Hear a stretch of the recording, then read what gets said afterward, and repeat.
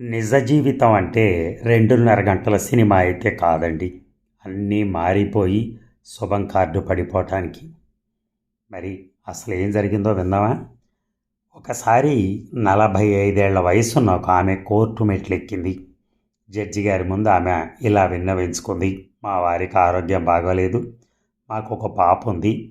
నేను అందరి ఇళ్లల్లో పనిచేసి తెచ్చిన డబ్బుతో కుటుంబాన్ని పోషిస్తున్నాను. అందరినీ అడుక్కుని ఎలాగో అలా నా కూతురికి మంచి చదువు చెప్పించాను.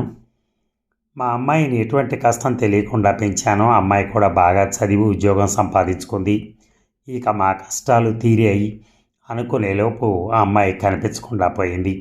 ఎవరైనా మాయ మాటలు చెప్పి మోసం చేసి ఎత్తుకుపోయారేమో అని చెప్పింది. జడ్జి గారు ఆ విషయం గురించి పూర్తిగా విచారించగా ఆ రోజు వాళ్ళ అమ్మాయి కోర్టుకు వచ్చింది. బోన్లో ఎదురెదురుగా తల్లి కూతుళ్ళు. ఆ అమ్మాయి కళ్ళల్లో ఏమాత్రం ప్రేమ కనిపించలేదు. తప్పు చేశానన్న పశ్చాత్తాపం కూడా లేదు.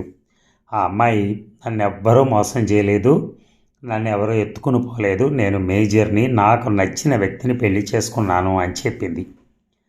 ఇంట్లో వాళ్ళకొక్క మాటైనా చెప్పాలి కదా అని అడగాలని అనుకున్నాను. కోర్టులో ఇలాంటి సంభాషణలు ఉండరాదు కనుక ఒక గంట సేపు తల్లి కూతుళ్ళు మాట్లాడుకోవాల్సిందిగా జడ్జి గారు తీర్పిచ్చారు.